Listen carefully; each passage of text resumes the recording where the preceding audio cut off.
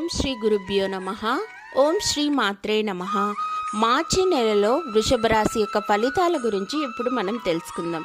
మార్చి నెలలో వృషభ రాశి వారి కెరీర్లో కొంచెం వివిధమైన హెచ్చు తగ్గులు ఉన్నప్పటికీ మీ జాగ్రత్త వలన ఆదాయ స్థాయిలు అనేటివి మీ చేతిలోనే ఉంటాయి. ఆ ఇబ్బందులు పడకుండా ముందుగా ఆలోచించి కంట్రోల్ చేసుకుంటారు. అలాగే ఈ రాశి వారికి ఏ పనినైతే నిలిపేశారో తిరిగి ఆ పని నుంటే మొదలు పెట్టబోయే సమయంగా చెప్పవచ్చు.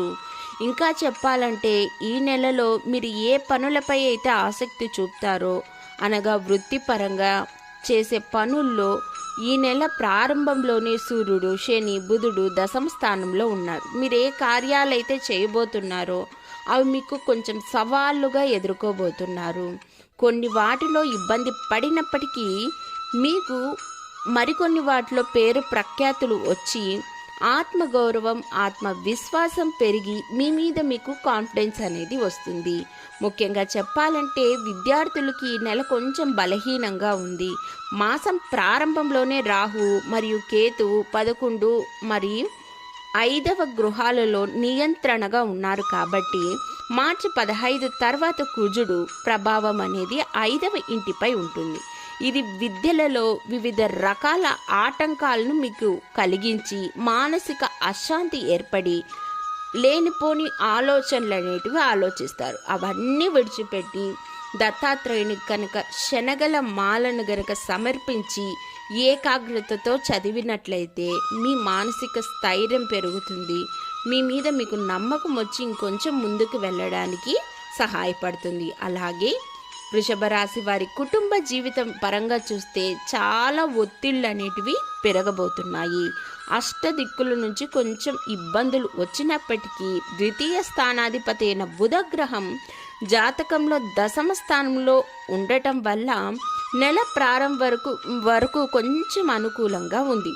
ముఖ్యంగా చెప్పాలంటే ప్రేమ వ్యవహారాల్లో వృషభ రాశి వారికి ఏమన్నా మాట్లాడేటప్పుడు వాగ్వాదం పెరుగుతుంది. అలాగే గొడవలు జరిగే ప్రమాదం ఉంది. ఒకరిపై ఒకరికి నమ్మకాన్ని కోల్పోతారు. అలాగే అనుమానాలు మొదలవుతాయి. ఇవన్నీ చేరి మీకు కొంచెం గందరగోళంగా ఉండబోతుందనే చెప్పాలి.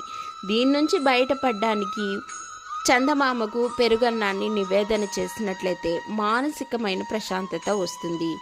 ఓం నమో చంద్రశేఖరాయ నమః అన్న మంత్రాన్ని ప్రతిరోజు 108 సార్లు జపించుకోవడం బట్టి మీ మీద మీకు ఆత్మవిశ్వాసం అనేది పెరుగుతుంది. మానసిక ఒత్తిడి అనేది తగ్గుతుంది.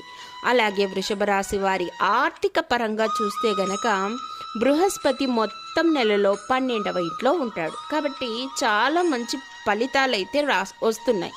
కానీ ఖర్చులు కూడా పెరుగుతున్నాయి. శుభ కార్యక్రమాల్లో పాల్గొంటారు. అన్ని పనుల్లో మీదే పై చేయి అవుతుంది.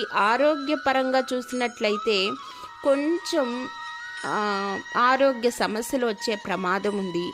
అలాగే బృహస్పతి 12వ ఇంట్లో ఉంటాడు, కేతు 5వ ఇంట్లో ఉంటాడు. ఈ నెల మొత్తం 12వ ఇంటిపై శని దృష్టి ఉండటం బట్టి ఈ రాశి వారికి ఆరోగ్యం పట్ల చాలా జాగ్రత్త అనేది అవసరం.